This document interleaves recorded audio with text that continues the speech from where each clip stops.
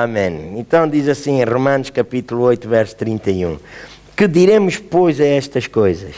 Se Deus é por nós, quem será contra nós? Diga comigo, se Deus é por mim, mais uma vez, se Deus é por mim, mais uma vez ainda. Vamos pôr assim desta maneira, Deus é por mim. Mais uma vez, Deus é por mim. Amém. Então, Deus não é contra nós. Nós precisamos de entender isto. O escritor da carta aos Romanos diz, se Deus é por nós, quem será contra nós? Aquele que nem mesmo a seu próprio Filho poupou, antes o entregou por todos nós, como não nos dará também com ele todas as coisas? Diga lá ao irmão que está ao seu lado, Deus é por mim e ele já me deu todas as coisas. Uau, será que o irmão pode pôr assim um grande sorriso? O irmão é dono de todas as coisas. Diga lá, Deus é por mim e ele já me deu todas as coisas. Oh, irmão Jorge, faça lá aí um sorriso, é a brasileira, homem. Deus é por si e já lhe deu todas as coisas. Já viu? Quando eu agora disse que Deus era por ele, é que ele ficou mais contente. Isto é assim. Diga comigo uma vez mais, Deus é por mim e ele já me deu todas as coisas. Amém.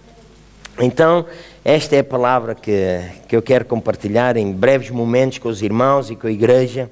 É que há momentos na nossa vida que nós necessitamos ser encorajados. Todos nós sabemos que Deus é por nós. Todos nós sabemos que Deus está do nosso lado.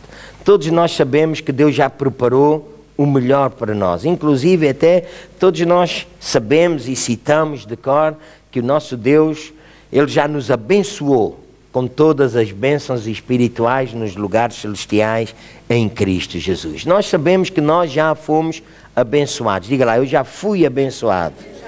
Sabe, mas o facto de nós sabermos isso, por vezes nós somos confrontados com situações em que parece que Deus se esqueceu de nós. Parece que Deus está longe, que Deus está distante, que os céus se tornam de bronze, que as nossas orações não passam do lugar onde nós estamos. Parece que ninguém quer saber de nós, que Deus não quer saber de nós, o pastor não quer saber de nós, os amigos não querem saber de nós, a mulher não quer saber de nós, o marido não quer saber de nós, os filhos, os pais. Parece que ficamos completamente sozinhos, porque o ataque é tão cerrado à nossa vida que parece que nós não conseguimos ver um palmo à frente do nariz, como se costuma dizer. Porque o ataque é muito forte e é muito cerrado à nossa vida. E nós precisamos de ser encorajados. E nesta tarde, a palavra de encorajamento que eu posso trazer para a minha vida e para a vida dos irmãos é que Deus é por nós. Deus não está contra nós. Deus está a nosso favor. Amém. Diga comigo, Deus está a meu favor. Deus está do meu lado. Uau! E se nós temos Deus do nosso lado, desgraçado quem está do lado de lá. Amém? É porque Deus está mesmo do nosso lado. Ele é vencedor e fez de nós mais do que vencedores. Ele é o Criador de todas as coisas, sustentador de todas as coisas subsistem por Ele. Ele colocou-nos a nós do seu lado. E porque nós estamos do seu lado, nós temos a garantia que nós vamos cumprir e alcançar todo o seu propósito para as nossas vidas. Porque a Bíblia nos diz que muitos são os propósitos ou os desejos do coração do homem, mas é o propósito do Senhor que prevalece. E Deus tem um propósito para nós. E o propósito de Deus para a nossa vida é dar-nos o melhor. É dar-nos aquilo que Ele tem nos seus pensamentos. Deus diz, eu bem sei os pensamentos que tenho a respeito de vós para vos dar. Ouça bem, para vos dar. Não é para reter, não é só para pensar. Muitas vezes nós pensamos em muita coisa e não fazemos nada para alcançar aquilo que nós pensamos. Mas quando Deus está a falar a nosso respeito, Deus diz, eu bem sei os pensamentos que tenho a respeito de vós para vos dar. Diga comigo, não é para tirar, não é para reter. Não é só para pensar, é para nos dar. E Ele quer nos dar tudo aquilo que Ele pensa. E posso garantir-vos que tudo aquilo que Deus pensa é bom. Tudo aquilo que Deus pensa é bom, é perfeito, é reto, é grandioso, é excelso, ultrapassa o nosso pensamento. Diz que os pensamentos de Deus são muito acima dos nossos pensamentos. Então, quando Deus pensa a nosso respeito, aquilo que Ele pensa ultrapassa qualquer coisa que nós possamos imaginar. E ele pensa coisas boas a nosso respeito. É muito interessante nós pensarmos nisto, que no meio da luta, no meio da dificuldade, em todos nós passamos lutas, todos nós passamos dificuldades, mas no meio dessa luta, no meio dessa dificuldade, nós temos algo que Deus coloca em nós, que se chama perseverança. A perseverança é um atributo divino. E Deus colocou em nós esse atributo. E Ele exorta-nos. Ele diz-nos, tereis aflições no mundo, mas tende bom ânimo. E depois, logo mais, Ele dá-nos uma palavra de encorajamento. Ele diz, resisti ao diabo. Diga lá comigo, resisti ao diabo. O diabo é o nosso adversário por excelência. Resisti ao diabo e ele fugirá de vós. Há muitas pessoas que passam a vida a falar em lutar contra o diabo. Deixe-me dizer-lhe, não gaste muitas das suas energias a lutar contra. Gaste as suas energias a resistir. Deixe o diabo gastar as forças a lutar contra nós. Ele é que tem que lutar contra nós. Nós caminhamos num caminho mais excelente. Nós andamos no caminho de Deus e o caminho de Deus é muito superior ao nosso caminho e 1000 vezes superior ao caminho do diabo. O caminho do diabo leva-o à morte e ao inferno. O caminho de Deus leva-nos a entrar no seu reino. Reino de glória, reino de vida, reino de justiça, reino de paz. Aleluia! Reino de abundância, reino de riqueza.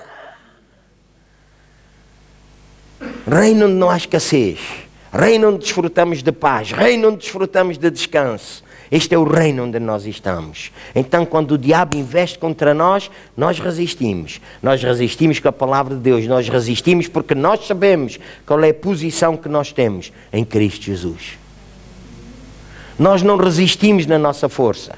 Nós não resistimos na nossa habilidade. Nós não, ouça, nem tampouco resistimos com o nosso conhecimento. Nós resistimos porque Deus está do nosso lado.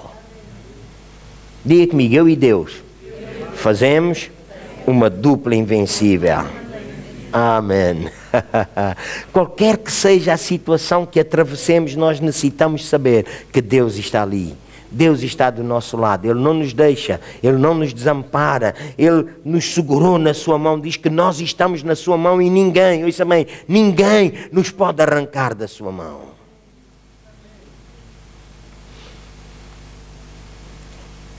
Daniel, um homem que temia a Deus, um homem que confiava em Deus, um homem que fazia aquilo que era certo, um homem que temia a Deus, que buscava a Deus diariamente na sua vida. Daniel não era só uma daquelas pessoas que buscava a Deus no dia do aperto. Há muito cristão que só ora no dia de aperto. Há muito cristão que só chega a Deus no dia da aflição. Isto faz-me lembrar o pescador de Peniche. Há aqui alguém de Peniche? Então eu vou contar a história do pescador de Peniche. Não, ele não era de Peniche, era de Cabo Verde. Não, Cabo Verde não pode ser, Cabo Verde não pode ser. Eu disse isto de propósito, hein? Para meter ali com a nossa irmã. Mas era o pescador de Peniche, e o pescador de Peniche estava no mar alto e veio uma grande tempestade, e o homem estava num tempo de tanta aflição, que ele faz esta oração: ó Deus, há 50 anos que eu não te peço nada. Mas eu peço-te que tu nos livres desta tempestade. E eu prometo que se tu nos livrares desta tempestade, nos próximos 50 anos eu volto a não pedir mais nada.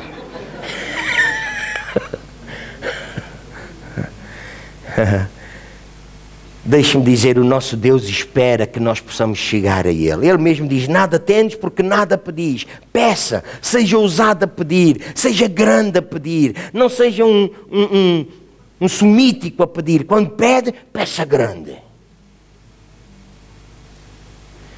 Se os irmãos contarem as letras do pãozinho nosso de cada dia e contarem as letras de uma bifana, a bifana tem menos letras e é mais proveitoso, mais saboroso. Alô? Não peça pequeno, peça grande, porque o nosso Deus, Ele é Deus grande.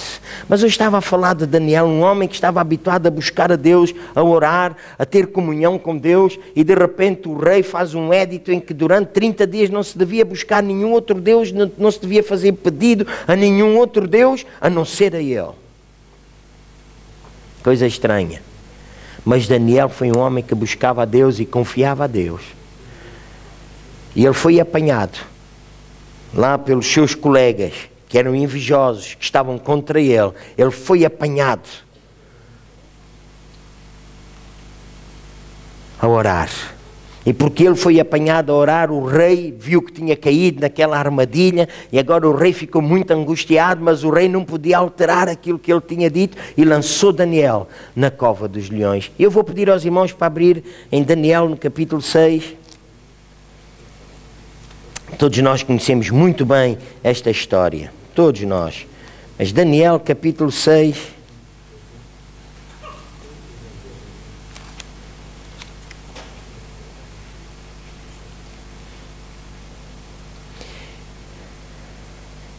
diz no versículo 18, depois do rei ter dado instrução para lançarem Daniel na cova dos leões, no versículo 18 diz assim: então o rei se dirigiu ao seu palácio e passou a noite em jejum, e não deixou trazer à sua presença instrumentos de música, e fugiu dele o sono.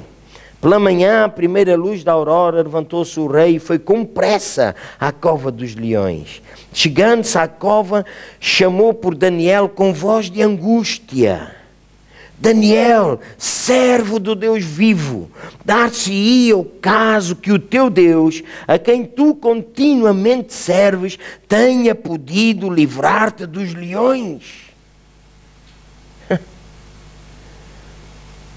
O homem deu uma ordem estranha, uma ordem tola, disparatada, mas quando ele descobriu que o seu amigo Daniel não cumpriu aquela ordem, ele não podia negá-la, ele não podia revogá-la, ele lança Daniel na cova dos leões, e aquilo que nós encontramos é que quem ficou angustiado foi o rei. O único que não dormiu naquela noite foi o rei. Nos dias de hoje muitas pessoas procuram, como é que se diz, quispos de penas, colchões de penas, edredons de penas, e naquela noite Daniel teve um quispo de pele de leão, colchão de pele de leão, bafo de leão, e ainda bem que os leões não tinham comido queijo da serra, senão devia ser um bafo danado. E ali estava Daniel, refasteladinho. E quando o rei chama por ele angustiado, dar-se-ia o caso do que o teu Deus a quem tu serves, será que ele é capaz? Será que ele pode livrar-te? Daniel respondeu com voz de ânimo e de gozo: viva o rei para sempre, o meu Deus enviou o seu anjo. Que alegria nós sabermos que nós nunca estamos sozinhos. Ouça, a promessa é de que Deus está do nosso lado. E a promessa também é que Deus já deu ordem aos seus anjos para nos guardarem e livrarem em todos os nossos caminhos. A certeza que nós temos é que os anjos de Deus ouvem a voz de Deus e obedecem à voz de Deus. Esta é a certeza que nós temos. Os anjos de Deus ouvem a voz da palavra de Deus para cumprir a palavra de Deus. A certeza que nós temos é que os anjos de Deus são ministros de Deus, enviados por Deus para suprirem as nossas necessidades, para ministrarem a nossa vida. Então veja bem, nós temos Deus do nosso lado, nós temos os anjos do nosso lado, nós estamos do lado de Deus e o nosso adversário fica angustiado porque ele tenta alcançar a nossa vida e não pode. E ali estava Daniel: vive, ó rei, o meu Deus me livrou, o meu Deus enviou os seus anjos, porque em mim não foi achada culpa diante dele. Mas veja o verso 23, eu gosto tanto desta expressão. Então o rei muito se alegrou e mandou tirar Daniel da cova. E quando Daniel foi tirado da cova, nenhum dano se achou nele. Diga comigo, nenhum dano se achou nele. Mais uma vez, nenhum dano se achou nele. Os irmãos sabem como é que atiravam as pessoas para a cova? Não era assim devagarinho. Agarravam nas pessoas e aí vai freguês. E Daniel nem um arranhão teve. Nem um arranhão teve. E diz que nenhum dano se achou nele. Diga comigo, por quê? Porque, diga ao irmão que está ao seu lado, porque crera no seu Deus. Uau, aqui está a diferença. O sucesso na vida de Daniel estava no facto de que ele cria em Deus nos momentos bons e nos momentos maus. Nos momentos de luz e nos momentos de trevas, ele cria no seu Deus. Nos momentos em que ele estava fora da cova dos leões e no momento em que ele estava na cova dos leões, ele cria no seu Deus. E uma coisa estranha, algumas pessoas pensam que aquele era o dia de jejum dos leões. Também podia dar-se o caso disso. Ou então, que aqueles leões eram vegetarianos. Também é uma teoria, eram vegetarianos. E não queriam a carne do Daniel.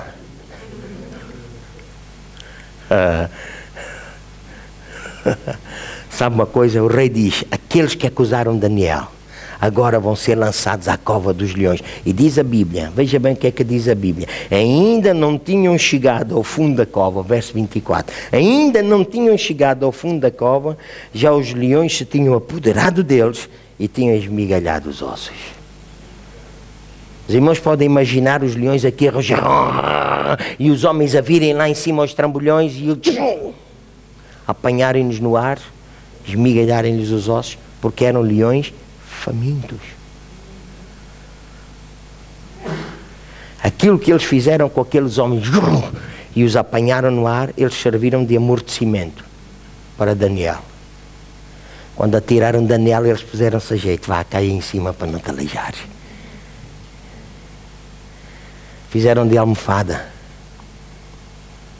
Mas agora, os irmãos, se nós prestarmos bem atenção, não vamos gastar muito tempo com a história, porque de facto nós conhecemos a história. O rei faz um novo decreto, o rei faz uma nova instrução, e no versículo 27 diz, o Deus de Daniel é o Deus que livra, é o Deus que salva, é o Deus que opera sinais, é o Deus que opera maravilhas no céu e na terra. Diga lá comigo, no céu e na terra. Mais uma vez, no céu e na terra. Mais uma vez ainda, no céu e na terra. E o Deus de Daniel é o nosso Deus. E se aquele rei ímpio conseguiu descobrir que o Deus de Daniel opera maravilhas no céu e na terra, muito mais nós sabemos que o nosso Deus opera maravilhas no céu e na terra. E agora veja o que diz assim, e foi assim, diga comigo, e foi assim, mais uma vez, e foi assim, assim como, crendo em Deus, mas passando pela cova dos leões, que Daniel prosperou. Alô? E foi assim que Daniel prosperou no reinado de Dário, no reinado de Ciro, o persa. Antes da prosperidade ter chegado à vida de Daniel, chegou o teste, chegou a prova, chegou a luta, chegou a dificuldade, olha, chegou a escassez, chegaram os leões. Mas ele creu no seu Deus. Fica a saber uma coisa, nós vamos passar por provas, por testes, situações difíceis, situações complicadas. Nessa altura nós precisamos resistir ao diabo e crer em Deus. E crer em Deus. Ouça bem, é resistir ao diabo e crer em Deus. Está escrito, sujeitai-vos a Deus. Diga lá comigo, sujeitai-vos a Deus. Mais uma vez, sujeitai-vos a Deus. Mais uma vez ainda, sujeitai-vos a Deus. Resisti ao diabo e ele fugirá de vós. Esta é a certeza que nós temos na nossa vida, é que o diabo foge de nós. Então, meus irmãos, para encurtar esta mensagem, nós precisamos saber hoje, o nosso Deus, Ele é capaz.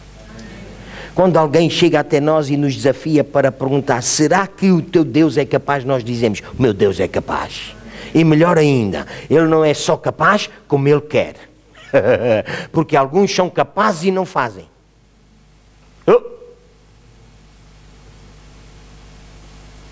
Alguns podem e não mexem uma palha.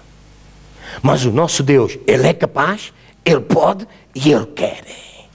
A resposta de Deus para a nossa vida continua a ser a mesma resposta que Jesus deu ao paralítico. Se tu queres, bem podes limpar-me. E Jesus respondeu, eu quero, eu quero, eu quero. Para si, Deus diz, eu quero, eu quero, eu quero. Qual é a situação que o irmão atravessa neste dia? Qual é a dificuldade que o irmão atravessa neste dia? É um problema de família, é um problema emocional, é um problema espiritual, é um problema físico, é um problema económico, é um problema de trabalho, é um problema de escassez. escassez, qualquer que seja o problema na sua vida, Deus se apresenta assim a dizer: eu quero, eu sou capaz, eu posso, eu mudo essa situação em glória. Oh, o meu Deus, em quem eu creio, Ele me livrou, Ele fechou a boca do leão, Ele fechou a boca do diabo, Ele fechou a boca do inferno. Eu creio e Ele operou na minha vida. Grande vitória! Ele é capaz.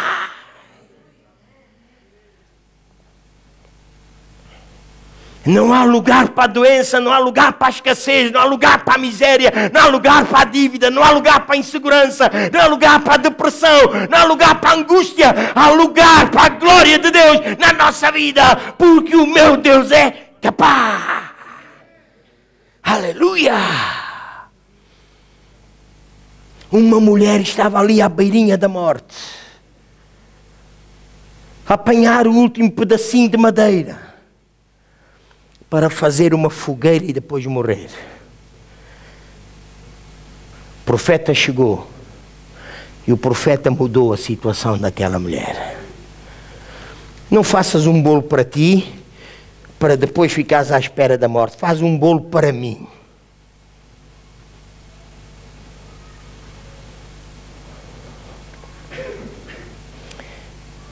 Duas coisas foram necessárias. Foi necessário aquela mulher saber no tempo da crise, no tempo da dificuldade, foi necessário ela confiar na palavra de Deus. Ela não fez as coisas ao acaso. Aquilo que estava escrito era: crede no Senhor vosso Deus, estareis seguros. Crede nos seus profetas e prosperareis. E a mulher decidiu crer em Deus e crer no profeta. Crede em Deus, estareis seguros. Crede nos seus profetas e prosperareis. E a mulher vai e faz um bolo para o profeta. E todos nós sabemos a história. Eu lembro-me há uns anos atrás, meu primo, que muitos irmãos conhecem, nós vemos o Carlitos, pastor Carlos Cardoso, da igreja em Cascais, Mananciais de Águas Vivas em Cascais. Alguns anos atrás ele estava a trabalhar como professor de educação física e eu não vou esquecer aquela tarde. Eram para aí umas 5:30 e ele entra no meu escritório a chorar. Ele estava a dar aulas na Mortosa, na altura era na Mortosa. Ele estava a dar aulas na Mortosa, a esposa com o seu filho ficavam na Figueira, ele só vinha aos fins de semana e ele entra-me a chorar escritório adentro. E eu pensei que alguma tragédia tinha acontecido da maneira como ele chorava. E o meu primo disse: Paulo, estamos no início do mês, ainda era escudos, eu só tenho 5 contos na carteira para governar o mês, eu não consigo. Ajuda-me. E naquele momento o Espírito de Deus disse-me assim: hoje é sexta-feira, ele que deu 5 contos à noite no culto. Ups. Pareceu bárbaro, insensível da minha parte. E ele chorava, à espera que eu fizesse alguma coisa. Disse: olha, pá, tenho uma palavra para ti. Esta noite agarras nesses 5 contos e dás na oferta. Eu nem vou dizer o que ele pensou. Ele disse-me a mim o que pensou, mas eu não vou dizer o que ele pensou. E ele saiu a chamuscar. Imaginem o que o primo e o pastor entrou na cabeça dele desde as 5:30 da tarde até a hora do culto. Mas sabe uma coisa? À noite, no culto, ele deu os 5 contos na oferta. Quando acabou o culto, escutem isto com ouvidos de ouvir. Quando acabou o culto, naquela noite, entre as várias pessoas que chegaram até ele para o cumprimentar com uma mão recheada, ele recebeu 15 contos. 15 contos. Eu dou graças a Deus porque ele se arrependeu dos pensamentos que teve. Ele recebeu tanta bênção na sua vida. Agora deixe-me dizer isto. Quando nós olhamos para um professor, o que é que nós pensamos? Que o professor tem dinheiro para nos ajudar a nós. Certo? Certo? Pois naquela noite ninguém pensou que ele era professor. Naquela noite todos ouviram a voz de todos os que chegaram até ele. Ouviram a voz de Deus e abençoaram a vida dele. E através dos anos, isto já aconteceu há mais de 20 anos, através dos anos ainda hoje ele conta esse testemunho. E muitas vezes ele diz, se há alguma pessoa maluca é o meu primo, diz ele muitas vezes. Algumas vezes ele diz, ele fala comigo, diz, Paulo, as muitas letras te fazem delirar. É a expressão que ele usa muitas vezes para comigo. As muitas letras te fazem delirar. E sabe porquê? Porque nós pastoreávamos uma igreja e a entrada na igreja era cerca de 90 contos durante o mês. E um dia Deus falou ao meu coração e quando eu me sentei no primeiro banco, na primeira cadeira da igreja, o meu primo de um lado, o outro pastor do outro lado, o meu primo Carlitos, o pastor Carlos Alberto do outro lado, eu disse a eles, hoje nós vamos levantar uma oferta de 100 contos.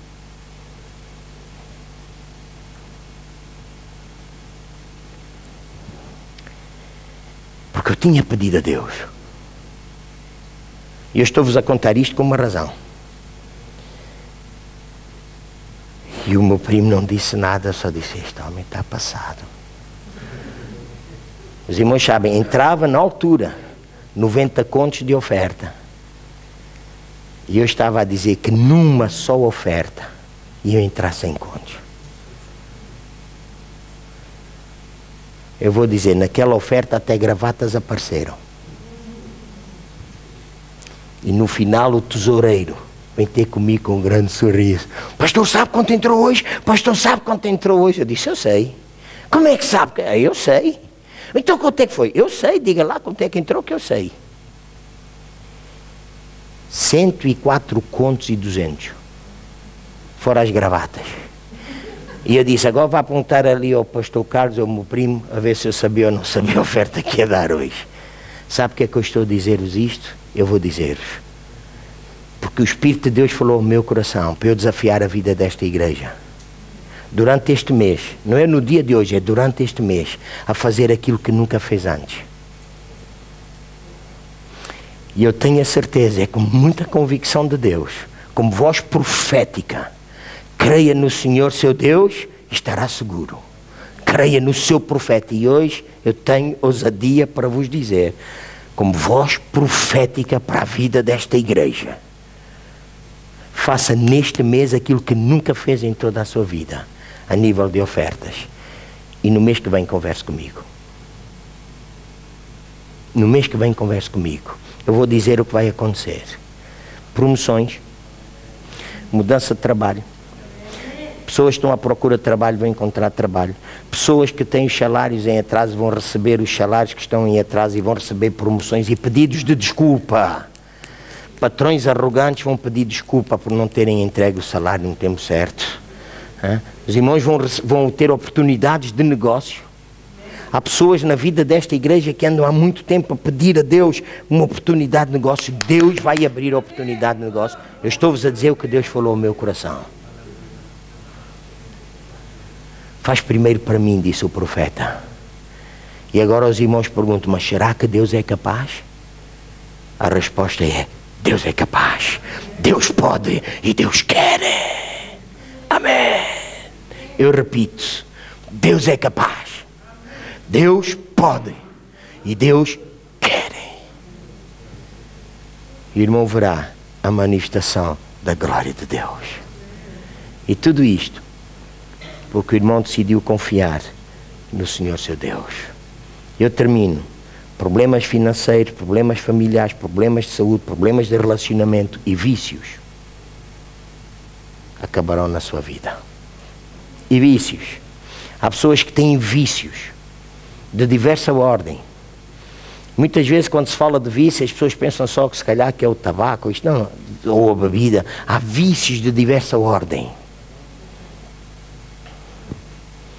Há pessoas que estão viciadas no computador, viciados na internet, viciados em jogos, viciados em consolas, jovens, adultos. Não é só jovens, é adultos. Há pessoas que gastam a maior parte do seu tempo agarrados a um computador. Eu conheço pessoas, conheço homens que em vez de se deitarem com as mulheres à hora certa, passam a noite agarrado ao computador. Isso vem do diabo. Ouça bem, isso vem do diabo. Não arranje desculpas e dizer, porque não tenho nada de trabalho. Deite-se com a sua mulher, levante-se com a sua mulher, trabalhe durante o dia, a noite é feita para dormir. Com a mulher. Eu conheço. Ao redor do mundo eu conheço. Deixem-se disso. Ponham a sua vida em ordem, ponham a sua casa em ordem. Esses vícios vão acabar. Quando chegar ali, lágrimas começarão a correr das suas caras. De tristeza por estar a fazer aquilo que não é agradável aos olhos de Deus. Porque quem casa, toma conta da sua casa. Eu repito, quem casa, toma conta da sua casa. E a sua casa começa por tomar conta da sua mulher e deitar-se com a sua mulher até em pioras. Eu conheço. E conheço muitos que dizem, para tal, os problemas. Eu já falei com muitos. Não, infelizmente, não é um, é dois, são muitos. São muitos.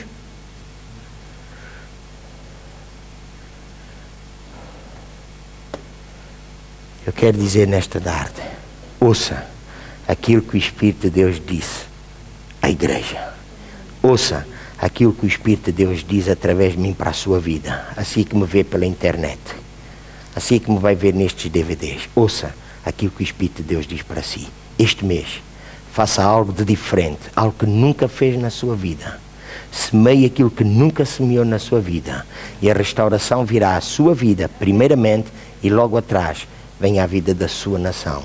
Porque o plano de Deus é transformar a nação. Não apenas uma vida, mas a nação.